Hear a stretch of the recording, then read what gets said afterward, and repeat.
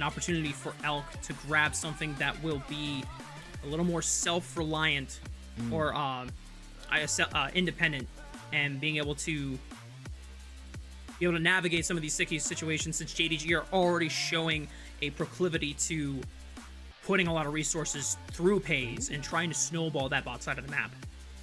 Interesting, JDG going to take off the Sejuani. Last time around, that was a ban on towards the Ahri. This is what we were talking about. Yep, exactly. When everything's going wrong for BLG, Wei, he pulls himself out this Lilia, and he's had a ton of really good performances. The one game they're able to pick up versus AL is here on the Lilia as well. It's his champion. However, in terms of things that are strong in the jungle that can go toe-to-toe with this kind of champ, the Naafiri, very much something that you can potentially go towards. We'll see if Jun wants that or if it's going to be a pivot elsewhere. There's still lots of the highest priority of pickups still available. Peyz, after a very immobile game right there that we got to see. Ooh, okay. Actually, we're going to get to see the Peyz missing look that has the Neeko involved. Missing, as much as we've had questions about him, his Neeko's been looking clean recently. And BLG are very well acquainted with Peyz's Kalista.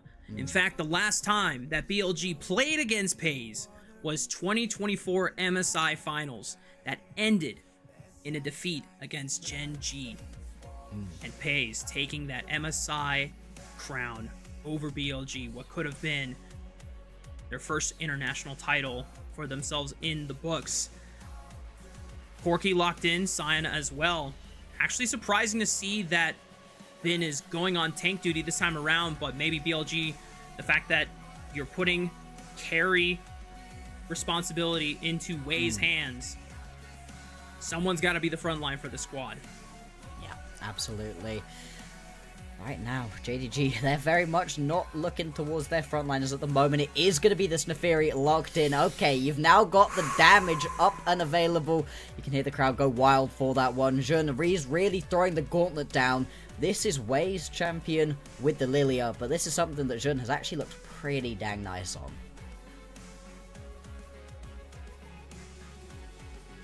This is so poetic for the second game of the series. JDG on series point. Wei is throwing down the gauntlet by saying, give me the Lilia, I will carry. Shun says, bet. Walks in the Naafiri. And so far, there's not many answers that can stop the Naafiri on demand unless you are flying into the vicinity of a Sion who could, ult and catch you on your Hound's pursuit. I'm curious what other answers that JDG are going to try to snipe out that would make Shun's life miserable. I like that they banned the Karma. You don't want to deal with shields. If you can eliminate the need for shields, then that means you can prioritize bruiser items. You don't have to go for a Serpent's Fang super soon into the build. Yone, also a good call out, since that Corki could be flexed easily to Elf. Oh, yeah. Actually, I was wrong. I thought that I remembered a Jun game onto this Naafiri, but this is actually the first one he's going to play in both the placements and in just this regular Split 2 season. So let's see how he looks on this pickup. Something very exciting to do. Last ban away is going to be the Rise. You're still going to be looking for a top laner and a mid laner most likely, although Scout can technically take himself this Neeko if needs be.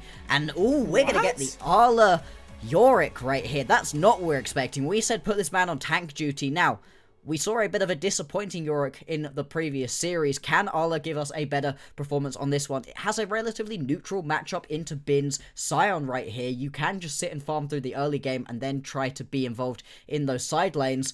Elk gonna take his Caitlyn. What do you pair along with it right now? Don't do it. Do not do that. I mean, you do already have a front line in Sion, and BLG are banking on a very explosive, high damage, high threat bot lane in Caitlyn Elise. JDG, there is no front line. Zero. Really for Nada. This squad. There is no tank. None. York is the closest thing, and he is pretty much a bruiser. And I feel like at this point, Bloxer, the composition with this York answer, the only thing that makes sense for it is JDG saying, we believe in Allah to basically occupy Bin the entire time. Yeah. We will put him in a position where if Bin ever leaves Allah in a side lane, BLG are going to pay tenfold for it, for all of the turret split pushing. Now, as you called it, we've already seen, you know, some Yorick games and not really living up to that split push, you know, dream scenario, that win con. Maybe JDG, it's different. The way that they were juggling the Otacon and the turret pushing on the other side of the map, you know, maybe it was a preview. Yeah, potentially. At the same time, though, such a risk to play this kind of composition where you just have no way to step up and face check a brush. You know, you've got some damage, you've got some poke that you can try throw out, but there's no tank that can just be stepping up into any of these situations. If you want to play this Yorick effectively right here as Ala, you can't be too tanky. You need to be getting into the side lanes, pushing those through, using Maiden to really just melt through towers, maybe even putting a couple of your ghouls into a side lane alongside Maven. You can go push a different lane, have 4 members in another lane. There's so much cool tech that you can do with this Yorick. You just can't be tanky with it, though. That's not something that's going to happen. JDG, they do have the luxury of being up 1-0 in this series, so even if you lose this one, at least there's another game. But they don't want it. They want a 2-0 right here. 2-0ing BLG would be such a statement. BLG setting up something standard with the team fight composition, a little bit more front to back, but not to say that there isn't any creativity and some volatility in some of the picks that they have drafted for themselves, but it definitely seems like JDG have doubled down upon it. We are on the rift for game 2 between BLG and JDG, and already we have multiple members, all members from JDG on the bot side of the map to guarantee priority and safety with the ward control in the bottom lane brush. Yeah, doesn't look like we're actually going to get too much skirmishing happen at this point. I don't think you really want to be stepping up as JDG, not into the Elise right now. Shouldn't scout. They are going to walk in. Yeah, I mean, they're just going to take a chunk of damage. Not going to be any kills all on. Well, that sucks. That's unfortunate for On. Thought there was going to be a little bit more action early on, but not even a summoner spell burned. I'll say that this is kind of interesting. Even though bot lane setups are pretty lethal, it's still so... I don't know what the right word would be. It's still very... I guess safe, or they want it to be safe and not as volatile. You're not seeing like ignites or even exhaust coming out from the supports. It's heals from both missing and On. Yeah, well, they know that there's going to be a lot of damage going down. It's going to be the Electrocute Elise. Now, not something we've been seeing so much during this split 2. It's something that was popping up a ton during split 1 was the Elise support. And it really can just be so oppressive in lane. You can see right here the amount of damage being done. Missing already going to have to flash away. The heal's gone too. And actually, On pops the heal as well, just for a little bit of extra speed up. They're going to be able to fully push through this lane. As you would expect, this is very much going to be an uncomfortable lane here for Peyz and Missing to try to play out. The Caitlyn, another thing that's a little bit different right here. We really haven't been seeing the Caitlyn too much either, but she is still in a relatively strong spot. She's so oppressive in lane is the main thing. Oh, this is creative. Shun skipping all of his bottom side quadrant camps. Wants to look for an early gank onto Elk and On. But there's no real strong CC setup here unless Shun is just going to close the distance here. Doesn't really quite find it. The dagger from the dog. Not going to do enough damage, but it is flashes expended by both On and Elk at the cost of Shun's. Yeah, just not quite going to be able to land the last little bit of damage needed. Now Wei is in the area, technically unspotted as well.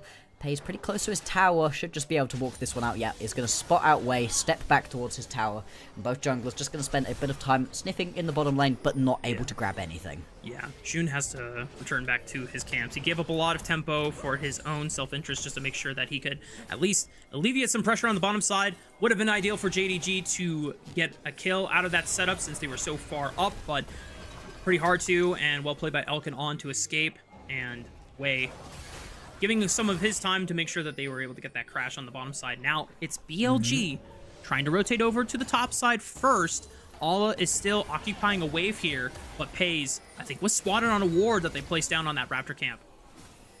Yeah, and I mean, last time that we saw the bot lane moving around into Ala's lane, he did end up going down.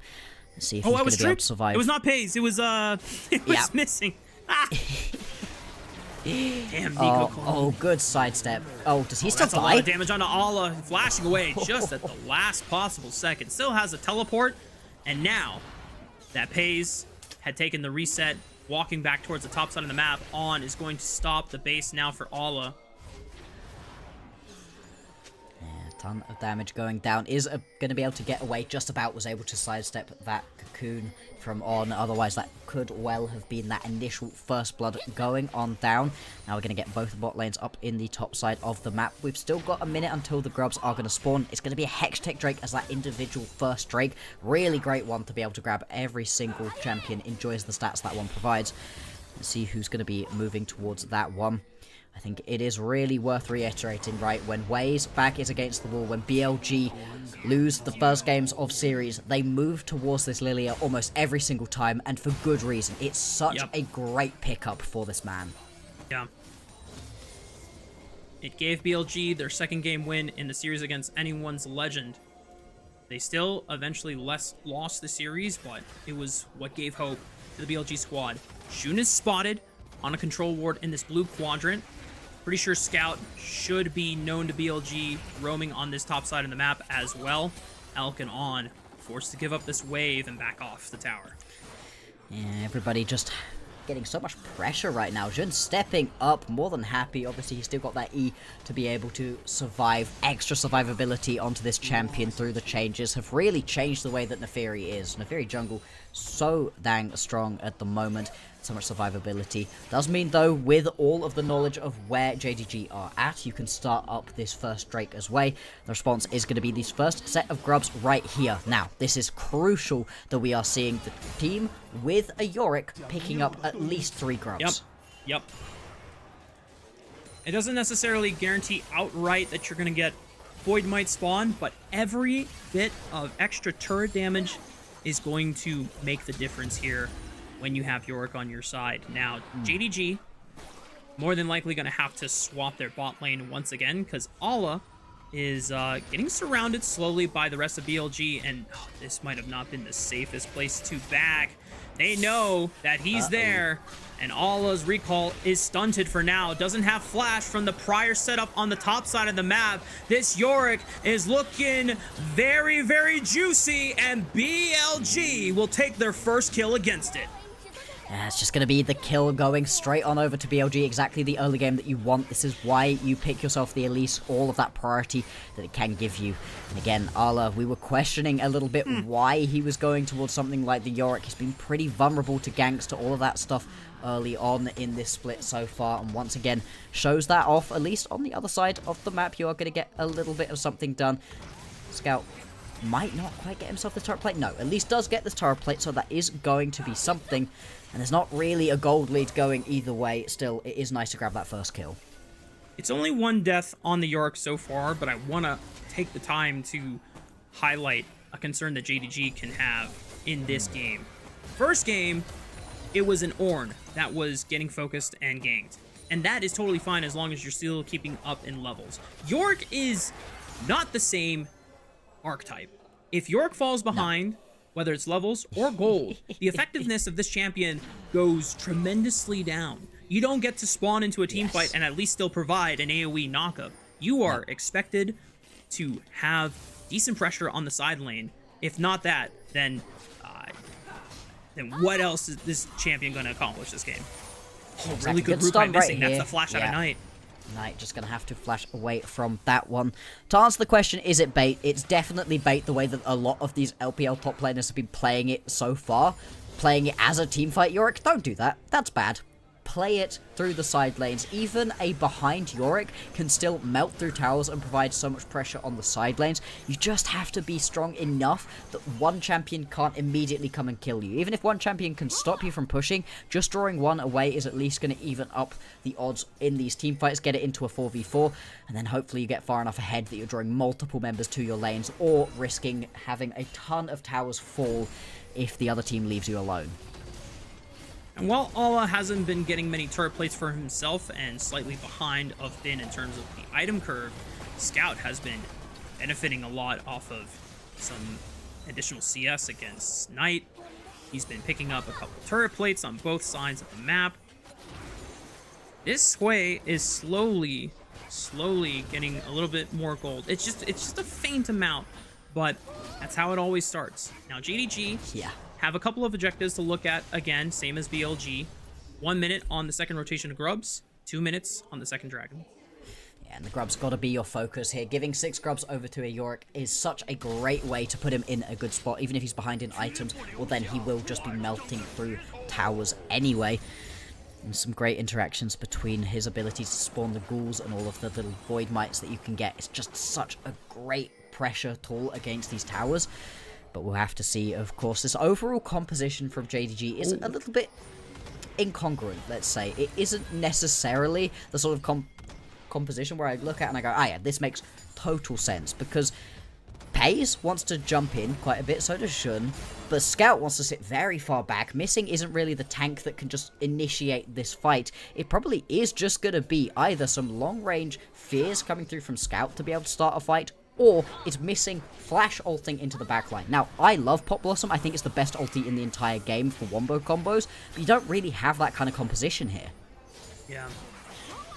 It's a very dangerous proposition to ask of Missing to essentially be the only person engaging. Thankfully, you are paired with Kalista, so you always get a get-out-of-jail-free card if the engage is sour or the look is just not good in general. BLG have their numbers on the top side of the map so that they can guarantee the second rotation of Grubs. Now Scout could be in trouble, has to flash away from the unstoppable onslaught, throws out a full combo, but Bin absorbs most of it. He's going to shrug it off, walk away. But because of that, Ala actually not going to even get that much time to wail on this turret because it's an immediate teleport by Bin. It's going to be not really the ideal play here for JDG, losing the flash top lane, but more than that, going 3 for 3 in terms of the Grubs. It was an odd recall timing out of Xun. He took the recall basically exactly as those Grubs were spawning, really took himself out of any potential play. Still though, we are going to see a little bit of damage from Ala right here onto Bin. Doesn't even get knocked up right here. Yeah, he's in a good spot here, Ala. He can keep playing this one. There is plenty of healing, and without any anti-heal right now on Bin, he should win out on these fights for the minute with the Yorick. Yeah, even though Bin has a full item ahead and completed with the Sunfire's Cape, at least when you have the Maiden, you're draining max percentage HP. The sustain on your Q gives you missing percentage HP sustain as well. So you're still in a decent spot. And as you called out, there's no Grievous Wounds acquired for Bin on the Scion, so Ala is still totally doing fine. JDG, the second dragon has spawned. They're trying to fight for Prio in mid lane at the moment.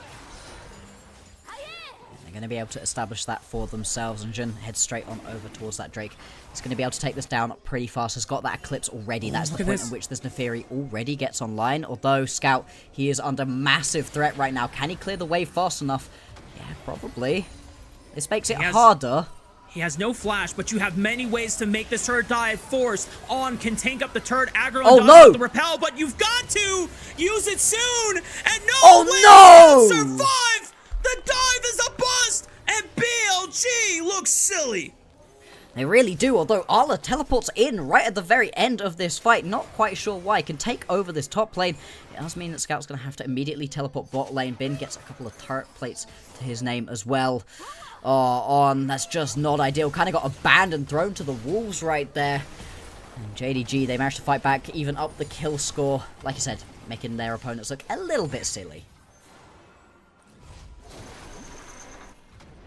A little shocking, and it seems like maybe On was not connected with the rest of the squad on how to force that play. Now, looking for all of this time around, Swirling Seed does not land. On no flash, no summoners available since he used both in the dive against Scout. Does not go their way. And take a look again. Oh boy. I mean, I understand the play. You see Xun doing Dragon. This should be a free play. But then... Yeah. So, unfortunately, in that situation, Knight instantly starts tanking the tower, not On, and so you can't reset it through that way, meaning that Knight has to instantly leave, doesn't deal enough damage. Everybody else has to step back as well, and On, although he's able to keep himself alive initially, through the rappel. Once he comes back down, unfortunately, there was nothing left to do. It really was just an abandonment of this poor Elise. And it's a play that made a lot of sense that goes wrong there for BLG. This is JDG beginning to fight back, showing that they can still find good situations. Their composition comes online very strong at 2 items here. They're well on their way to that. Let's see what JDG can do once they hit that break point, if they're really going to begin to try accelerate the pace of this game. The goal deficit is not even that large for BLG. No. So while the play goes awry and it makes them all do the walk of shame away from the tower, and not ideal since that was such a big flash window and the look was, in theory, such a good play to make, knowing that you had burned Scout's flash off that timer while Shun could not answer. Well, now that window's gone. And so now, next objectives that you can play for, Rift Herald, minutes time, JDG, or Third Dragon, 2.5 minutes right now. And because all of that time was dedicated into trying to make that punish on Scout, all his flashes back up. He has his Trinity Force. There's still no Grievous Wounds or really any strong itemization from Bin that's going to make all his time in against the tank matchup any more difficult at the moment. So Alla is starting to now coast through after the early pressure he was susceptible to. And it is going to be this Trinity Force build. It's the more aggressive one. It's the one that can melt through towers so incredibly fast. You can join up into team fights with this build. You can do quite a lot of damage, but it's very much more about sitting in these side lanes, providing the pressure the team really needs. Let's see if he is going to do that. Right now, he's been more than happy to just sit in either top lane or bot lane, constantly pushing this one through. He's beginning to chunk out these towers. Knight, you don't want to step into this bush! Oh, Peyz the stun! Takes a lot of damage, but dodges... Very importantly, dodges the fear from Scout. Could have been the cost of his flash right there. Maintains it. Forced to back. If he needs to go back to the top side anytime soon, he can TP, but he's just going to take the walk. Right now, Herald's going to be the next thing everybody is focusing on. 4 members around it right now for JDG. They're going to be able to push the majority of BLG back away from this one. But with the mid lane priority now swinging over to BLG, they're going to have to move back over. Heal blown right there. Yeah, Missing was in a little bit of trouble getting stunned up. You can see the poke going through back and forth, Elk. I enjoy the dodging back and forth as the Caitlyn ulti slams home. Does a decent chunk of damage, and actually nobody going to be able to pick up this Herald for right now. Missing, not again. Gotta be careful, especially separated from Peyz. You do not have the Fate's Call tether there if he was caught out in that moment. And because BLG have forced away the bottom lane of JDG, it gives them control of this Rift Herald, able to play a better objective game in the second one of the series so far. Getting a chance to mention here, Bloxer, I didn't even notice. I noted the Collector, or saw that, you know, Collector was being rushed by Elk, and it makes sense. You just want to chunk out Peyz anytime he steps up with your ultimate.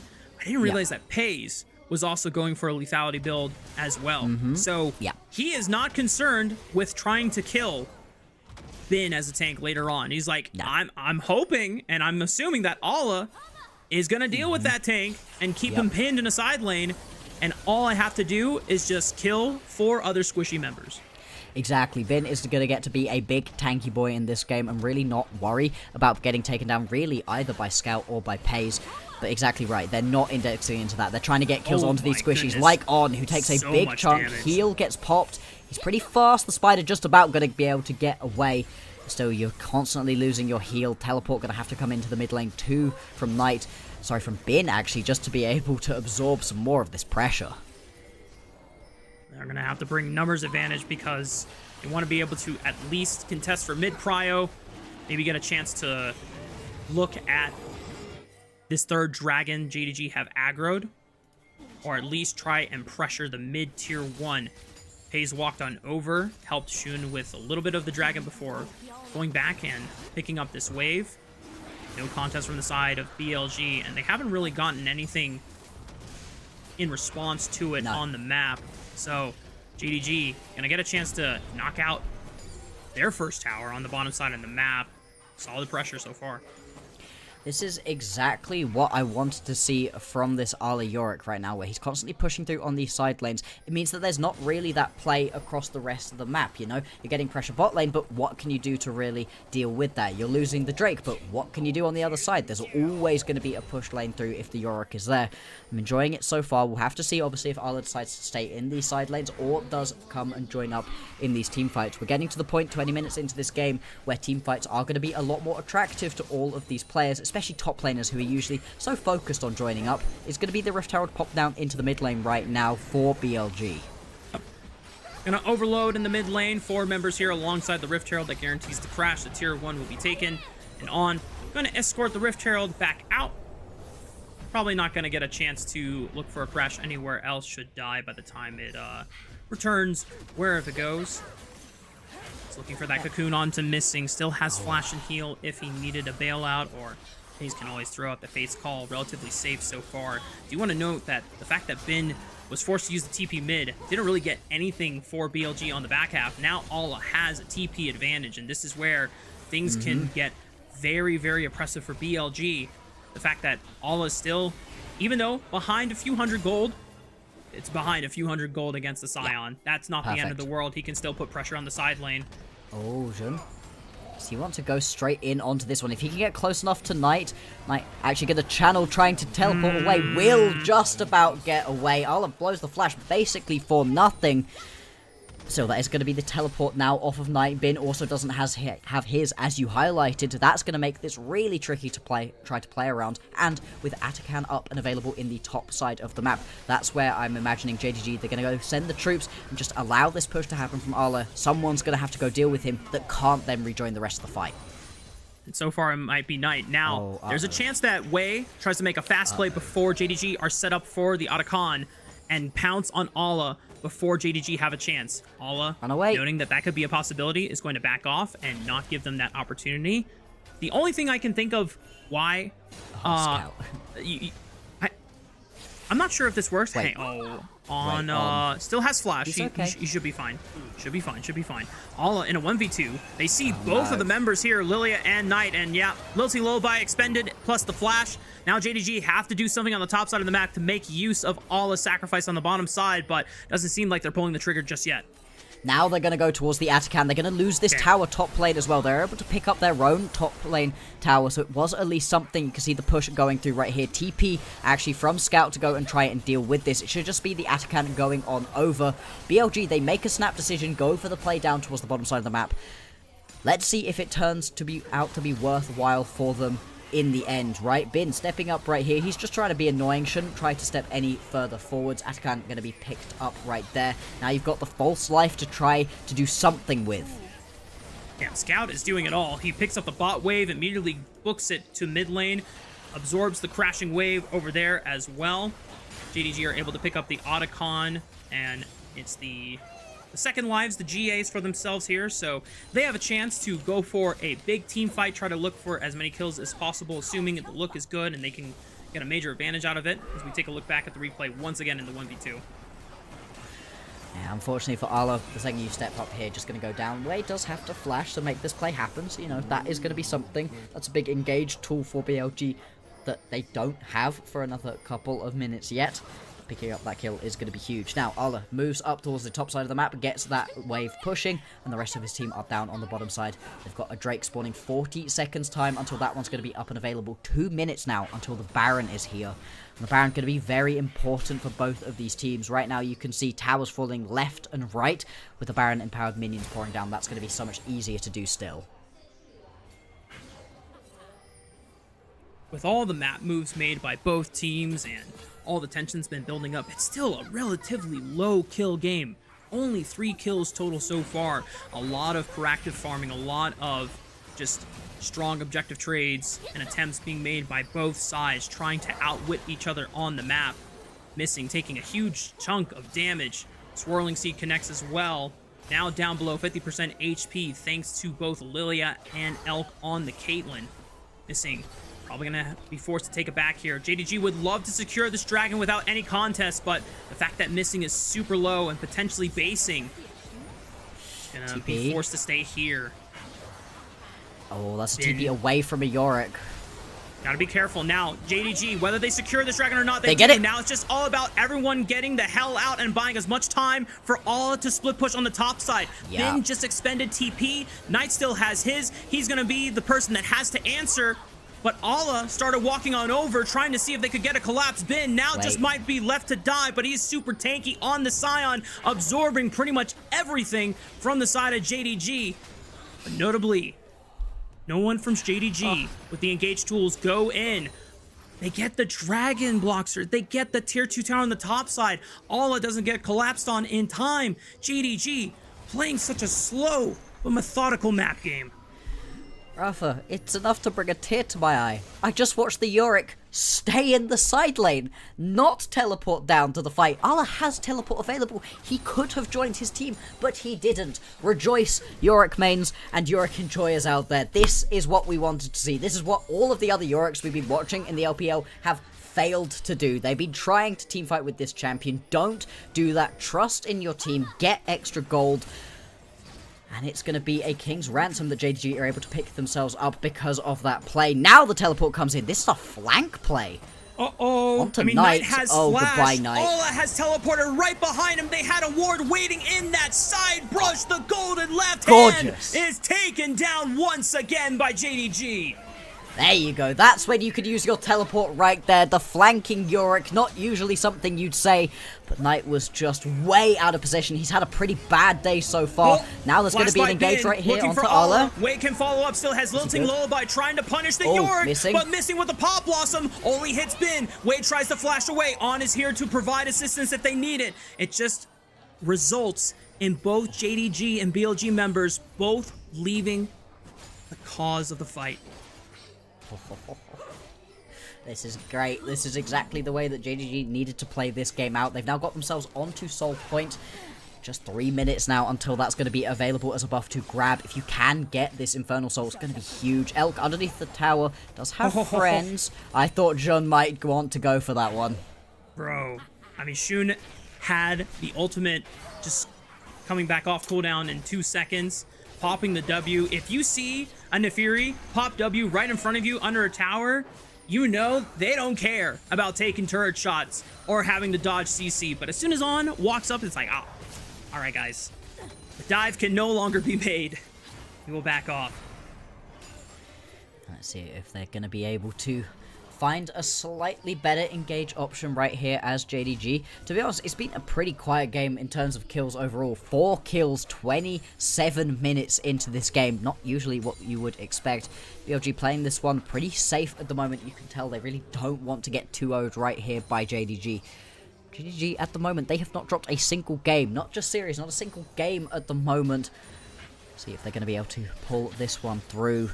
Got a minute 40 until the next Drake is going to spawn. Baron is up and available. Possible collapse looking at the moment. Scout, he was in a risky situation, is going to be able to survive. Elk, every single time he sees Peyz on his screen, just use that ulti. It's just a poke tool at this point.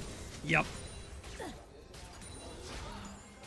Unfortunately for Elk, he doesn't get the same luxury to invest into double lethality items early on. Has to go for the rapid fire so that he can transition into crit scaling with that infinity edge on the 3rd item so that he is reliably a late game source of consistent damage.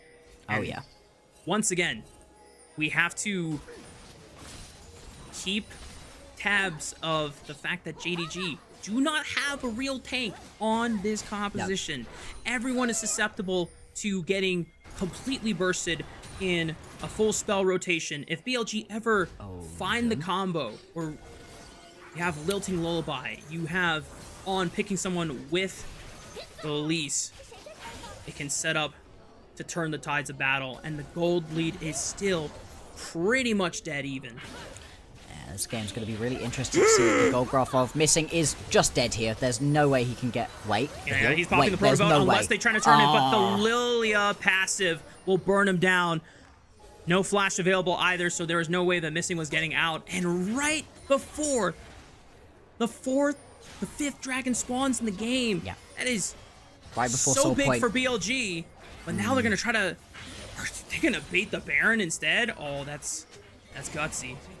Hey, you can, and also you can just give up this Drake. Yeah, it extends the game. Someone has to block for Scout! Wait. He flashes just in the nick of time, but now he has no flash and he's up against the wall. JDG know that they cannot bail him out, but he's able to buy enough space and time. Peyz able to distract him to the right side. No one could close the distance. Hey, Ala! That felt illegal. That felt like Scout should have died. But now this is it. It's just opening the gates on the top side of the map. This is Yorick Gaming, baby! This is what we wanted to see, and straight away, JDG, they recognize that people are going to have to go back to base, they're going to have to go and deal with the Yorick, and they make a snap decision straight onto the Dragon, straight onto the Baron here, even for JDG. I don't know if they're burning it down fast enough, and this isn't an attack speed Kalista that can ramp up a lot of spears. BLG arrive back to the Baron pit. They claim the Dragon. JDG gonna give control of the objective again. Min has unstoppable onslaught. He has cut off Shun. Is he caught out? He still has a flash available. It should be fine. Using the call of the pack, the dodge, the Elise Cocoon still preserves the summoner spell and the flash. There we go. Arla gonna head straight back down into the mid lane, pushes a nice big wave in there. Not quite going to be able to pick up the tower, but it's fine. You just need to be drawing pressure around. This is what you need to do with the Yorick. You can't team fight. It doesn't matter what's happening in and amongst the team fights. Draw more members over, and if you don't, you can see just immediately takes himself a ton of pressure, and once again, JDG heads straight back on over towards this Baron, and the pressure through the mid lane right now that Arla's putting down. This one is just going to be gone, surely. 3,000 HP, no chance to get into the pit. That smite might have been, but face call used by Peyz. Pin trying to flash forward, looking for something, but the knockup from missing off the Fate's call ensures that Scout, even without a flash, does not get knocked up by Bin's decimating smash. And Ala's in the mid lane. He's gonna pull BLG right on back, but he has enough space to be able to make his escape route. He's got Shun on his right side flank. JDG, they are outclassing BLG on the map. No.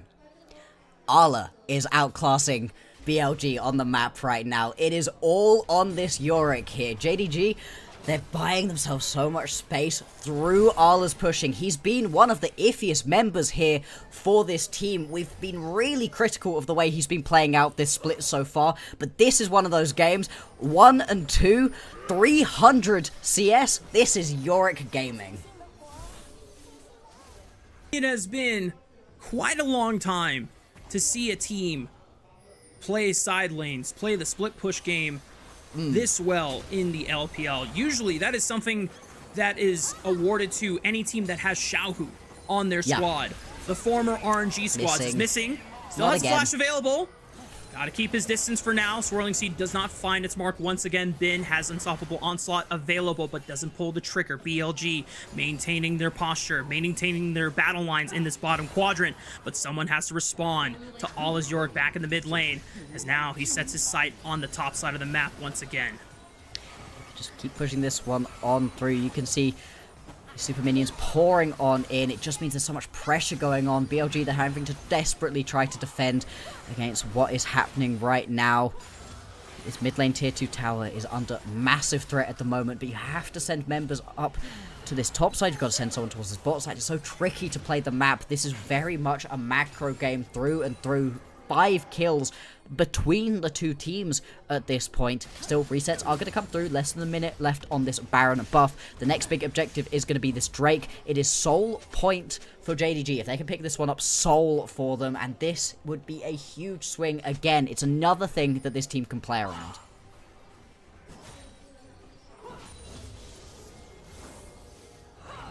Part of me wanted to believe that BLG was going to bring a much more competitive second game. It is still possible to come back in this game state, but the way that JDG have been so methodical, so adaptive, and keyword restrained to know when too far was too far.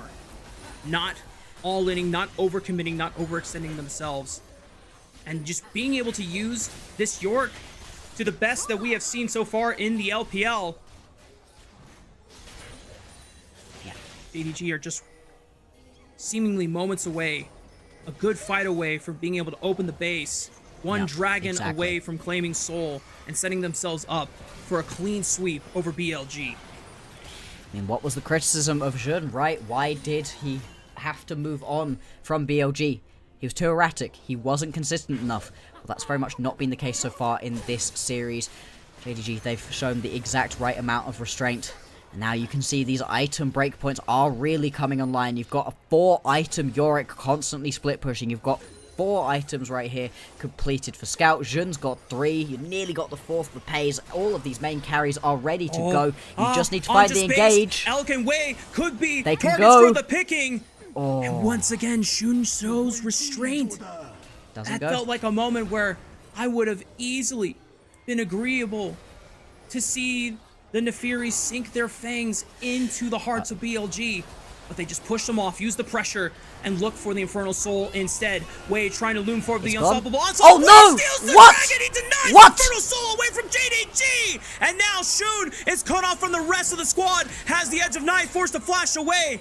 The rest of BLG look at can bot lane. fight on Look proper bot lane. battle lines. They have to base. Allah is pushing on the bot side of the map. Shun trying to get as much damage onto Knight before he gets a chance to finally finish the teleport. Oh, the TP, but now hello? Shun, does he want to look for any stragglers here? It's only 4 members from the side of BLG. Scout. Wait, he gets him! Knight What? Allah! in the mid lane! The York getting so much value. It's now a 5-on-4. Scout dodging out from Wei's grasp.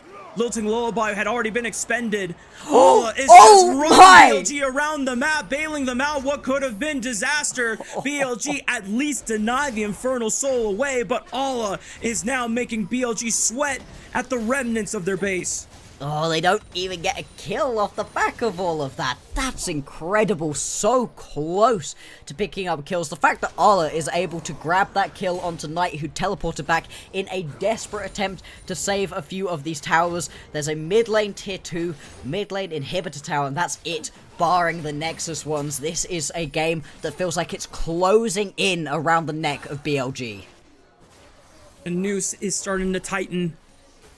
The shadow that once belonged to BLG is diminishing, and a new shadow is starting to loom over them from JDG. So we take a look back at the replay. How do you lose this? You have Callista. I do not understand how they lose out onto that one. That's now going to be sole point for BLG as well. Next Drake is going to decide it. 7th Drake coming up in just a few minutes time. But it was this play specifically here, not the tower. It's the way that Allah just takes Knight's soul. I mean, just walks at him, is able to land enough of the E's, flashes forward, bonk to pick up that kill right there. Allah. Oh, hang on, wait. JDG. They picked up dead. BLG are now down to 4 members once again. Allah is not ready on the field yet. He is just now walking down mid lane, so JDG don't have the pressure immediately from the York. Shun with already popping the call to pack. Ben wants to force it, but good use of the clone by missing, absorbs the unstoppable onslaught. Lilting Lullaby right onto Shun. Wei wants him! Elk pops Shun in the back line, but they still have to deal with the rest of the members of JDG. Missing, going for the pop, lost a flash, looks for Knight once again, knows that he doesn't have the flash, but Elk is the new target, still doesn't fall, still has the auto attacks, but Scout finishes him off. It's now down to Knight and Ben, still trying to hold the line, but the Dark Procession holds Ben in place, and Ola's Yorick lives up to expectations that we wanted to see for this champion, finally arising all of the previous performances. And now JDG have a 3-man push against only On and Knight. There we go, they can push forwards onto this tower. They're going to be able to pick up the inhibitor more than likely too. There's 30 seconds until Elk's back up. Same thing for Wei and Bin. You've got a while. Don't know if they want to try push for the end. It might be a little bit too risky. JDG, they've exhibited a lot of restraint so far in this series. Once again, they're going to back off, but that's going to be 2 inhibitors down. And with the Baron up and available, what can BLG do to even step out of their base soon enough? Baron available. Wei just respawning now. Bin and Elk up in 14 and 3 seconds respectively.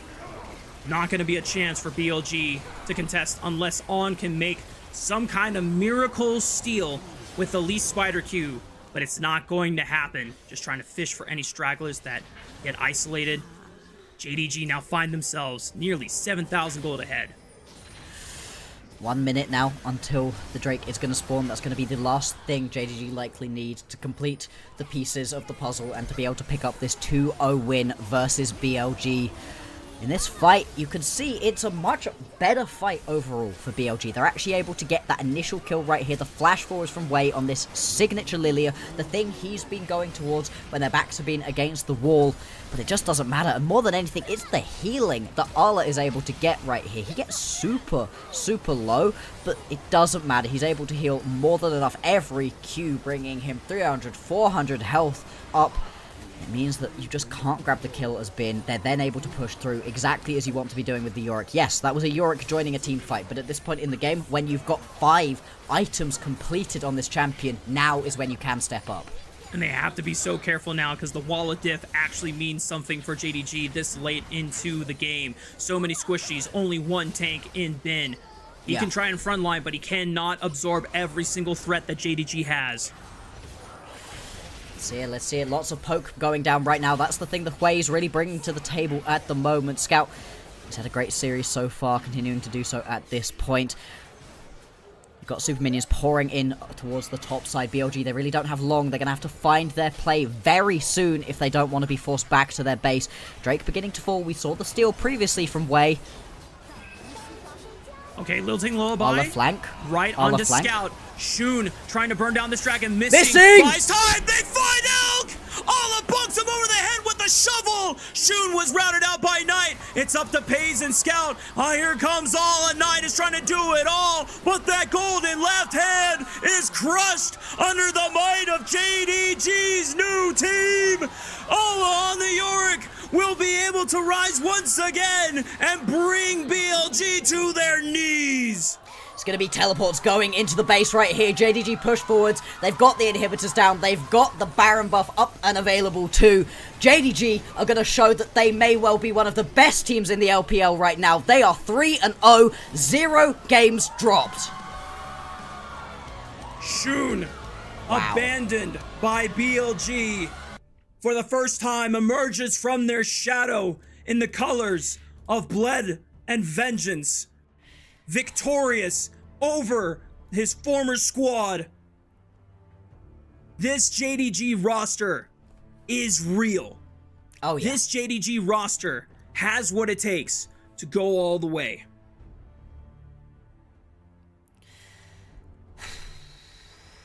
This game, more than any other game that we've seen from JDG, this split 2, has made me believe.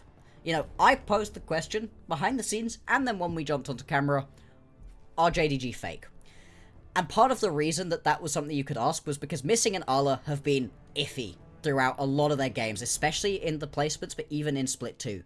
But this game, Missing looked great on the Nico, was finding a ton of really good engages, the pop blossoms that this team needed. They were tankless, they were engageless, it was just the Nico being able to flash in that found it. Well, there you go. And Arla on this Yorick looked gorgeous, was so good, constantly split pushing, making it so BLG just could not play the map. This was so much about the macro of it, and BLG, they just could not keep up.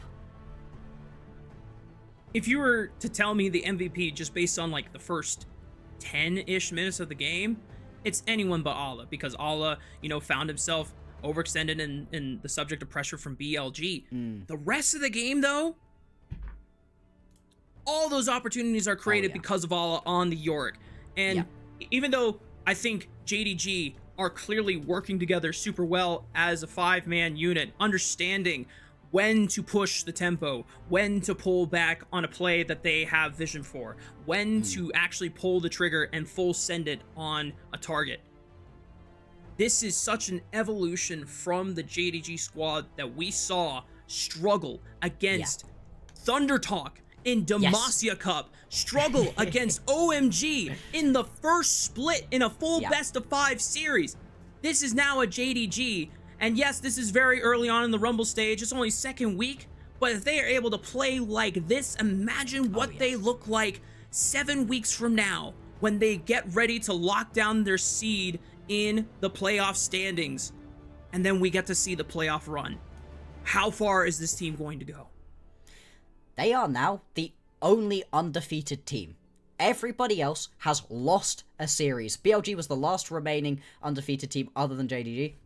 JDG just beat them, and beyond that, they're the only one that hasn't dropped a single game. You know, everybody else, even if they've been winning a ton of their series looking good, they'd be dropping games to people. No, not JDG. They are looking so incredibly strong at the moment. Now, we have to temper it with the fact that up until this point, they hadn't beat too many of those top-tier quality opponents. Now they've beat BLG. What can they do? They've also got FPX as their first matchup next week. You know, they've got another one of those lesser teams. FPX, you know, they beat Weibo earlier today. We'll see how that matchup goes. But right now, we could well be looking at a JDG going into their matchup versus IG next week, who are sat 4-0, not lost any games, and are just the top dogs of Group Ascend. What a time to be alive. This is so exciting for the landscape of the LPL. JDG look this good. Obviously, they're not perfect. Yeah. Right now, there's still some kinks to work out. But I mean, man, like we said, they have evolved and progressed so much since the first split. You know, first split, I was just looking at this team like, oh man, I don't know if they're ever gonna figure it out. If there's like, you know, inconsistent slips from Scout, Shun just going a little too crazy. You know, I don't know if this helps with it, but you know, being in Fearless meant that JDG went to Nidalee compositions, you know, a lot of times. And, you know, most of the times it's nice to see Shun on his signature champion, but the volatility in that champion is a big concern always. And but so far in this split, Shun has been doing his job, and you know, not so much on the Nefiri this game. He was, you know, towards the late game fights, he was kind of the first target that BLG really had their eyes out for and trying to shut down. But Shun was farming up a storm, always. Yeah, exactly. He was a threat in itself had he ever had the chance to spring on to any of the members of BLG. It wasn't the game where you needed to be that Nefiri right here, because you're just trying to buy time and pressure for your Yorick to be able to go and do whatever he needs to do. Ours still ends with 75% kill participation, which more tells you about how few deaths we actually had in that game. It was a very low kill game. And it's from the very beginning that BLG, they get themselves into a good spot right at the start, but then they throw it away with this bad dive that kills on, and then they try to get too aggressive in a couple different fights, and they just end up losing tower damage constantly. This was the one play where Arla kind of gets himself a little bit caught out. He would still be my game MVP for this one, though. He was just so impactful on this Yorick. This is a completely different game if you have a different top laner here. Yeah. Flandra, if you ever pick Yorick again, you need to look at what Ala did with this champion. Nuh-uh. Yes. Do not. You're not TPing in to force a team fight. No. You don't need to do that until you've got like a 2-item advantage or something. Yes. You just like put the damage on the turrets. Force the team to react to you. Because it really You know how you get the 2-item advantage? You get it by killing towers. That's where Yorick gets this golden XP advantage. It's not through joining the team fights before that point. Yeah. So good. So good. Who do you think gets the MVP? Because I'd very much give it to Arla, but I feel like there's ways to argue elsewhere. Scout also had a very good game. Scout was, once again, getting away with illegal shit, bro. I'm just gonna, like, cut the filter on that one. The, like, Stepping first, up in wild the dive should have been a kill. Doesn't happen. Yeah. No. The catch where they saw the angle, been running through the little mid lane corridor with Unstoppable Onslaught, and Peyz can't absorb it because then he puts himself in danger, right? So he has to sidestep it, and then Scout is literally back against the wall. Everyone is closed around him, and somehow he lives. Yeah. Fancy feet. Slippery. He's slippery. Wild. Yeah. Actually wild. Oh, I guess BLG were not willing to force their way through that corridor, which it is terrifying to do against a Hui. But everyone from JD, I mean, this is all retrospective, you know. If we really want to like break it down, you know, we can do a VOD review. That's not the purpose of, you know, this moment right here, you know. So whether they played it poorly or Scout just like was in a fine spot and I'm capping out of my butt, whatever. But you know what? What's important now, as you highlighted earlier, JDG, the only team in the LPL in Group Ascend, undefeated at the top of the standings right now. We are witnessing peak JDG right now. Oh yeah. This is the JDG we'd been hoping and praying for since the start of the year. We didn't get to see it in Split 1. We didn't get to see it during the placements, but of all the times to really turn it on, it would be in this Group Ascend right now. 3-0. All of their games have been victories, no losses whatsoever. It puts them at the top, and BLG get punted so far down the roster right here. They're now sat in 5th place, 2-2. It is Arla, gonna be the player of the game. I would have rioted. That was an incredible performance. The thing is, you're showing right now his damage percentage. I don't care. How much tower damage did he do? Damage to structures is the actual These number are the you care wrong about stats here. to show. Yes. Like, show me how much. Yeah. We need to pull up structure damage. Yes. And look at this. Oh man, our producer not gonna towers. show us the highlight reel. Producer is ready to go to bed, which is understandable. We didn't have necessarily a super long day, but it was still a long one with 3 best of 3s. To recap everything, FPX victorious over Weibo Gaming 2-0. IG eventually victorious over Thunder Talk 2-1, went the full distance, and JDG a 2-0 over BLG. Who would have thought? A lot of people had concerns, a lot of people had questions and doubts. But you know what? Oh, I don't have the meme ready. Darn it. It's okay. If you follow me on Twitter, I'm gonna throw up something I cooked up right before. But anyway, before we close out the broadcast, as always, it is an absolute pleasure to be in the booth with you, Bloxer. It's an absolute pleasure to be here on the LPL English unofficial broadcast. And also, it is a pleasure to give thanks to our elite coffee supporters, Aaron Soup and Mung, because their pledged financial contributions help level up the broadcast and give back to the cast and crew who strive to give you an English LPL product every single day. Have we told you about how awesome the graphics revamp package that we got this season has been? It's so sexy. It's so cool. And that is because of elite coffee supporters like Aaron Soup and Mung. It's because of viewers like you. It's because of supporters and subscribers through Twitch, YouTube, donations, everything, the whole shebang, even word of mouth. Every little bit helps. And it's all thanks to y'all. So thank you all so much. We're signing off for the night. See you next time.